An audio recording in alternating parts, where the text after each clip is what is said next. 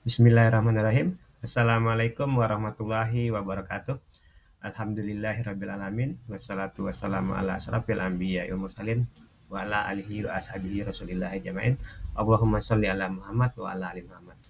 Teman-teman sekalian, bertemu kembali bersama saya Febri Giantara di channel Febri Giantara, channel berbagi ilmu, mudahnya menyusun skripsi dan beberapa video umum.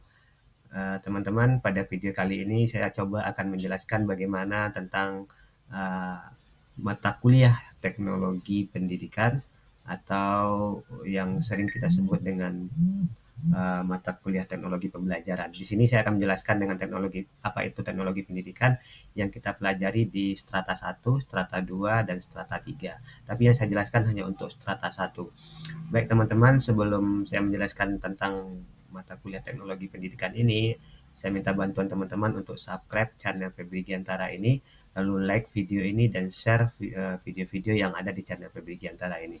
Semoga dengan teman-teman subscribe, like, dan share video Febri Giantara ini dan channel Febri Giantara ini terus berkembang dan berbagi ilmu kepada teman-teman semua. Terima kasih atas subscribe, like, dan share-nya. Teman-teman sekalian, seperti biasa, saya memulai penjelasan dengan berdoa. Marilah kita mulai dengan berdoa. Berdoa mulai. Bismillahirrahmanirrahim. Berdoa selesai. Nah, teman-teman, saya ingin menyampaikan bahwa teknologi pendidikan ini adalah sebuah mata kuliah yang dipelajari di strata 1 di dunia atau di program studi pendidikan, di beberapa program studi pendidikan. Jadi kalau teman-teman mengambil profesi keguruan atau sebagai seorang guru, ingin jadi seorang guru, biasanya mata kuliahnya ada, yaitu teknologi pendidikan. Beberapa kampus meletakkan ini di semester-semester tahun-tahun kedua atau tahun semester 3 atau semester 4. Nah, teman-teman, teknologi pendidikan ini dipelajari di strata 1, strata 2, bahkan juga strata 3. Bahkan juga ada menjadi sebuah program studi di strata 2 dan strata 3, yaitu program studi teknologi pendidikan. Nah, teman-teman, yang ingin saya sampaikan di sini bahwa dari teknologi pendidikan ini kita bisa mengambil 3 definisi, yaitu yang pertama apa itu teknologi, lalu apa itu teknologi pembelajaran, lalu apa itu teknologi pendidikan. Nah, teman-teman, kita lihat definisi tersebut. Ada beberapa teori yang mengatakan teknologi pembelajaran dan teknologi pendidikan itu sama. Tetapi di sini saya lebih cenderung kepada memisahkan antara definisi teknologi pembelajaran dan teknologi pendidikan. Jadi kalau teman-teman menemukan definisinya sama, itu bisa saja terjadi karena memang ada beberapa teori mengatakan pembelajaran itu hampir sama dengan teknologi pendidikan. Tetapi di sini saya ingin memisahkannya karena ada beberapa teori yang juga mengatakan teknologi pendidikan dan pembelajaran itu berbeda. Nah, kita lihat dulu definisi teknologi. Teknologi itu adalah alat yang memperpendek, mempermudah, dan membantu panca indera manusia. Jadi ada alat yang memperpendek, mempermudah, dan membantu panca indera manusia. Saya contohkan, jika kita ingin menempuh jarak 10 kilo dengan jalan kaki, itu bisa dengan waktu misalnya 15 menit, tetapi dengan ditemukannya teknologi berupa sepeda atau bahkan sepeda motor, itu bisa kita tempuh dengan, kalau menggunakan sepeda motor misalnya bisa ditempuh dengan hanya 5 menit 10 kilo.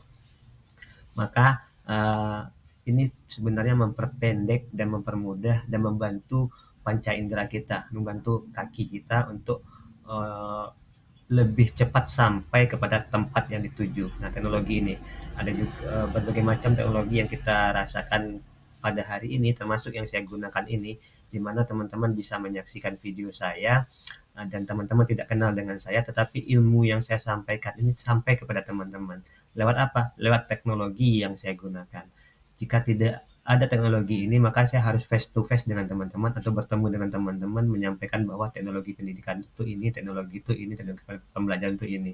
Tentu akan lebih tidak efisien ketika kalau saya harus bertemu satu-satu dengan teman-teman. Tetapi dengan adanya teknologi ini, maka tingkat efisiennya sangat tinggi, di mana teman-teman bisa menonton video saya dimanapun dan di kapanpun menggunakan handphone ataupun menggunakan laptop atau menggunakan tablet.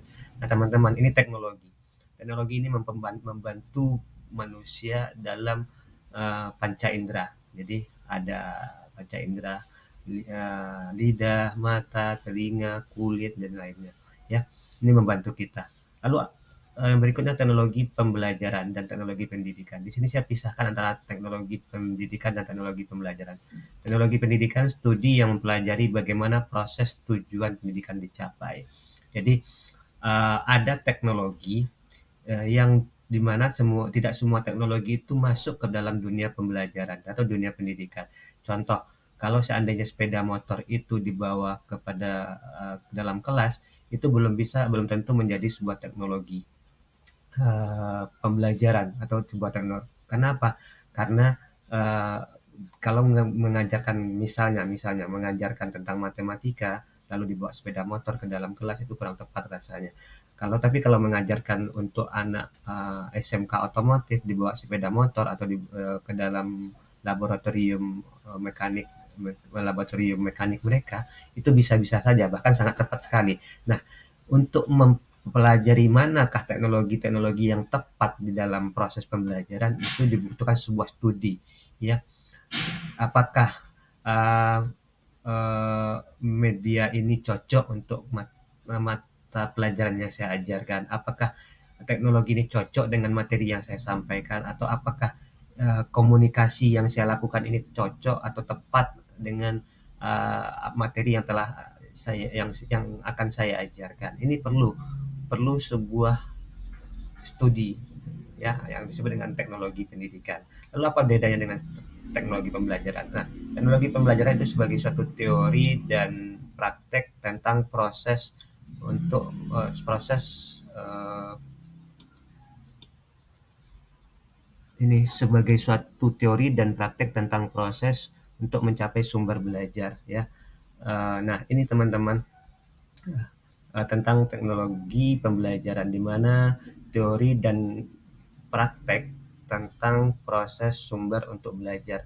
Nah, teman-teman sekalian, perbedaannya adalah teknologi pembelajaran ini lebih kepada bagaimana media-media itu tepat digunakan atau sumber belajar itu tepat digunakan dalam proses pembelajaran. Ini perbedaannya. Kalau tadi teknologi pendidikan tadi dia lebih kepada umum, bagaimana studi yang mempelajari bagaimana proses tujuan pendidikan dicapai. Jadi kalau ingin mencapai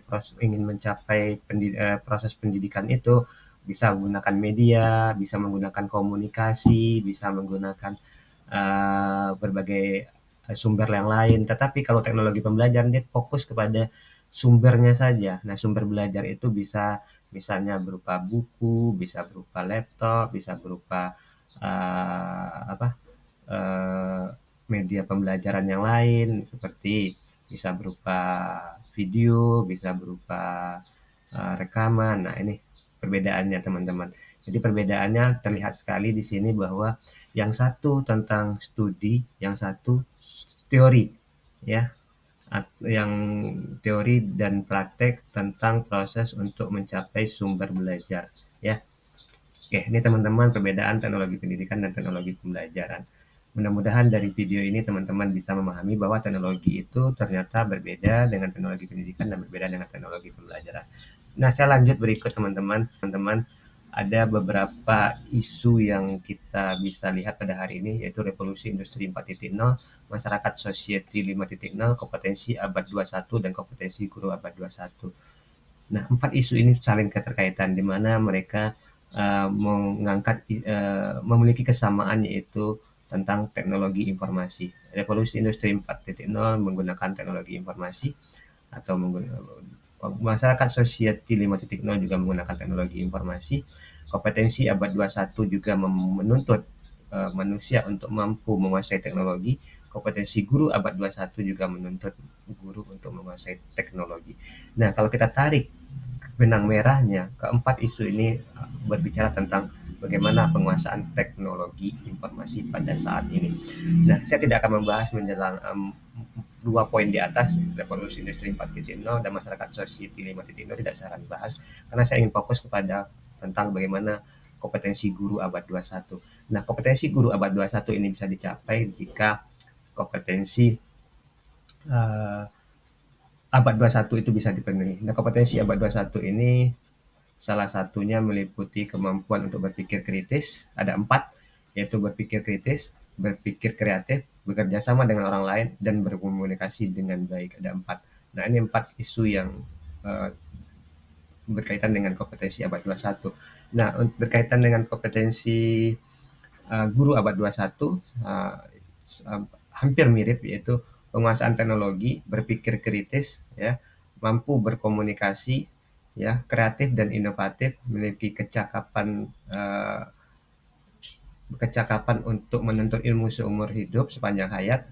Lalu yang terakhir saya tambahkan juga harus memiliki tingkat spiritualitas atau memiliki kemampuan penguasaan agama. Nah, teman-teman, kompetensi abad 21 ada 4, berpikir kritis, belajar kreatif, bekerja sama dengan orang lain, dan berkomunikasi dengan baik. Di mana keempat-empat ini harus teman-teman miliki, baik itu sebagai seorang guru ataupun tidak. Jika teman-teman tidak mampu berpikir kritis, tidak mampu berpikir kreatif, lalu tidak mampu bekerja sama dengan orang lain, bahkan tidak mampu berkomunikasi dengan baik, maka teman-teman akan sulit untuk berkompetensi dengan orang lain dalam abad 21 ini. Nah, kalau guru hari ini dituntut untuk menguasai teknologi. Selain menguasai teknologi, yang kedua, guru harus mampu berpikir kritis. Lalu yang ketiga, guru harus mampu untuk bekerja sama juga dengan orang lain, dan guru harus mampu untuk berkomunikasi dengan baik. Lalu guru juga harus mampu berpikir kreatif dan inovatif. Lalu guru juga harus mampu untuk memiliki dalam keilmuannya, kecakapan dalam keilmuannya. Yang berikutnya, yang tidak kalah pentingnya, saya tambahkan satu lagi teori yang saya temukan, saya tambahkan bahwa guru harus mampu memiliki tingkat spiritualitas yang tinggi, atau guru juga harus memiliki pemahaman agama yang tinggi. Kenapa? Karena penguasaan teknologi itu kalau tidak dibarengi dengan pemahaman agama, maka bisa saja dia membuat kehancuran di muka bumi. Nah, ini teman-teman. Dan ini juga harus teman-teman kuasai. Yang terpenting itu jangan lupakan agama dalam setiap kehidupan kita. Ini yang saya temukan, yang terakhir itu saya temukan bahwa kita tidak bisa meninggalkan agama dalam kompetensi guru abad 21 ini. Yang terakhir yang ingin saya sampaikan bahwa hakikat teknologi pendidikan itu adalah, teman-teman, yang harus teman-teman ketahui. Kenapa sih saya harus belajar mata kuliah teknologi pendidikan, dan kenapa ada program studi teknologi pendidikan di strata 2 dan strata 3? Nah, teman-teman, sebenarnya setiap ilmu itu ada dan muncul karena adanya filsafat ilmu. Nah, filsafat itu yaitu ontologi, epistemologi, dan aksiologi. Nah, ini dasar kenapa hakikat teknologi pendidikan itu muncul, atau hakikat sebuah ilmu itu muncul. Nah, kalau tidak ada teknologi pendidikan, maka tadi saya katakan tujuan pendidikan itu akan sulit dicapai, dan sumber-sumber belajar untuk mencapai proses pendidikan itu akan sulit untuk ditemukan yang tepat. Nah, dengan adanya ontologi, epistemologi, dan aksiologi ini, maka hakikat teknologi pendidikan itu muncullah yang namanya ilmu teknologi pendidikan. Jadi hakikat teknologi pendidikan itu ditemukan. Nah, teman-teman, ada satu lagi yang teman-teman harus ketahui, bahwa silakan teman-teman cari bagaimana sejarah teknologi pendidikan di Indonesia. Dari referensi-referensi yang teman-teman temukan, bagaimana proses masuknya teknologi pendidikan di Indonesia. Nah, teman-teman, selamat berjuang menempuh ilmu di program studi strata 1, dan semoga tamat tepat waktu teman-teman semua. Jangan lupa untuk selalu semangat, dan saya akhiri dengan membuat sebuah kesimpulan bahwa teknologi pendidikan, teknologi, dan teknologi pembelajaran itu sesuatu hal yang berbeda. Dan teman-teman sekalian, isu-isu kekinian, revolusi industri 4.0, masyarakat society 5.0, dan kompetensi abad 21 serta kompetensi guru abad 21 ini, kalau kita tarik ke benang merahnya, yaitu berbicara tentang teknologi informasi, di mana teman-teman harus menguasai TI pada hari ini, bisa menguasai dunia maya dan internet, ya.